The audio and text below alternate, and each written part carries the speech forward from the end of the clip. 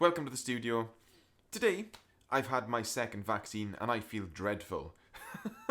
So I'm going to hand this over to my younger self and I'm going to share with you a sample of one of the lessons on the platform where I break down the song Talking to the Moon by Bruno Mars.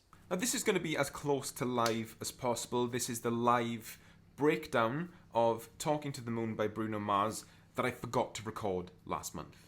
Now we're going to look at each section of a song, assuming that you're going to play with a capo on. We're going to use an open position to understand the movement and direction of these chords. Like why it works, why do certain chords work, why do some of them not quite work, how it makes you feel a certain way, how you assume the next chord is coming because of the chord choices. I find all this kind of stuff really, really interesting, even if Bruno Mars might not be my thing. I just love the way that it pushes you and it has some gravity and pulls you a certain way. So that's what I wanted to discuss with you in this video. And we're going to break down each section of the song. We have a verse, bridge, chorus, and a turnaround. And we're going to look at how each one works and how they interact with each other as a whole. Starting with the verse. Now just to make something clear quickly, just in case you don't know, this symbol here and here and here means you repeat the previous bar. So this chord sequence is C twice, E7 twice, then A minor, G, F twice. So it sounds like this. You can play along if you want to. I'm going to count to 4. 1, 2, 1, 2, 3, 4. C, 2, 3, 4, and again. And then E7, then A minor, G, 2, 3, 4, F or F major 7. Then we'll do it again.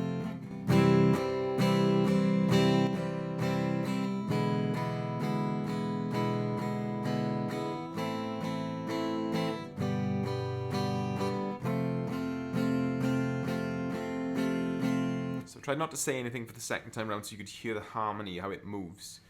Do you know what key that is in to start with? That's the first thing we want to work out. Now in this case, the first chord establishes the key. C major is the key of this. We can tell that because all the notes from C, all the notes from A minor, G and F, they all fit within the same key. The one that stands out to be different is E7. E7 has a G sharp note in there, which clashes with C, it clashes with G, and that's it. It doesn't clash with these two because there's no G in those chords. So if I write down all the notes from a C major scale, you got C, D, E, F, G, A, B, and C. So hopefully you understand that, and that's the reason why I wanted to do it in an open position, because that's the first stage that most people get to when it comes to theory, understanding this. So now we want to add in the harmonized major scale, which means that we're going to build chords from each of these intervals. So C major, D minor, E minor, F, G, we're going to extend to G7, I'll explain why in a second, A minor, B diminished, then back to C. So now I'm going to break these up, so they're a bit clearer to see, and then kind of separate it from the rest, so there we go. So now, when we look at this, we can tell that E7 doesn't belong in this key, and it's because of that G sharp note that we play in E7. G sharp isn't in this key, so that's why it's odd, it's obscure. If you make it E minor, you correct that G sharp, you make it G natural, it's just G, and then it fits within the key. And when you hear it with an E minor instead of E7,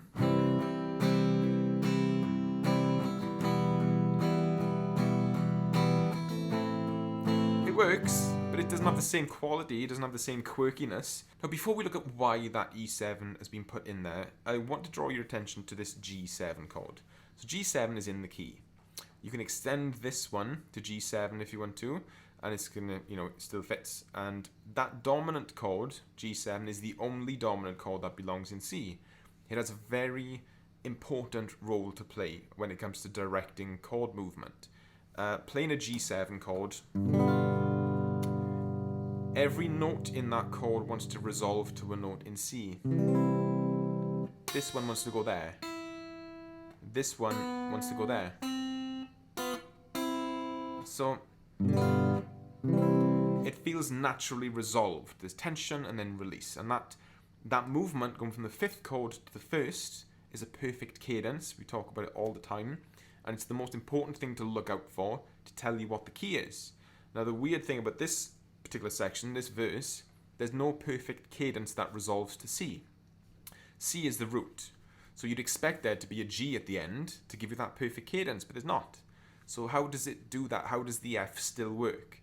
Now, the fourth chord also resolves to C in a different way. It's got a slightly different movement to it. It's called a plagal cadence. So when you move from F to C, it has a softer, more rounded, less, obvious. It's a less obvious resolution, but it's still relevant. Church music, gospel music and church hymns do it all the time. Amen. And that's the softer vibe you get at the end of this. So there is tension being built at this point. It's a different type of tension. This is the 4-1, gives us a plagal cadence.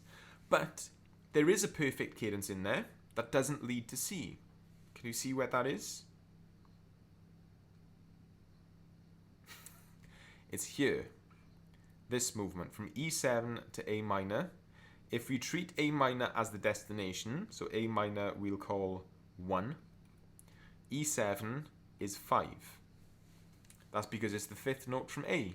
A, B, C, D, E. That's a perfect cadence. It's the movement of a perfect cadence. The only difference is we're resolving to A minor, but it still feels the same. Each note has the same movement. This note wants to resolve to here. This note wants to resolve to here.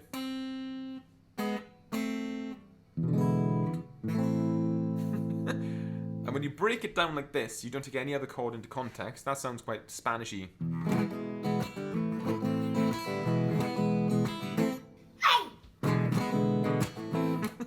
You hear it all the time, but it's because they have a natural movement, a natural colourful transition. That sounds nice.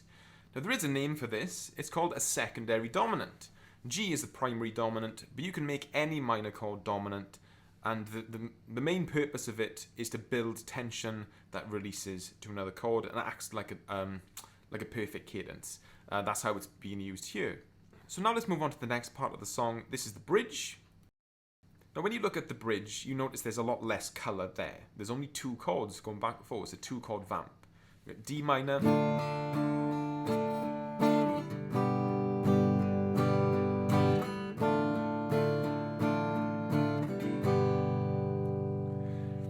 and the whole point of this is to build tension. Like we just said, we are looking out for that perfect cadence. Now by the end of this, we are left with a G chord. Now G, we know, or we'll assume, our brains think that C is going to come next. That's what we want. That's what we'd like to happen. Our brains want to hear. That's a nice, natural resolution that a lot of people would go for at that point, and that's the purpose, that's the direction that we are led. Now, why does D minor work at the beginning? There's a few reasons why. F and D minor are very closely related. They are relative majors and minors of each other, so they have very similar notes and similar sound. They're just sad and happy versions of each other. So F, D minor,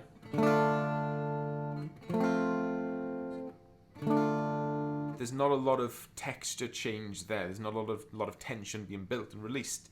It's just kind of the same thing. But D minor and G, these work very well together because they're a fifth apart. D minor is the fifth note from G.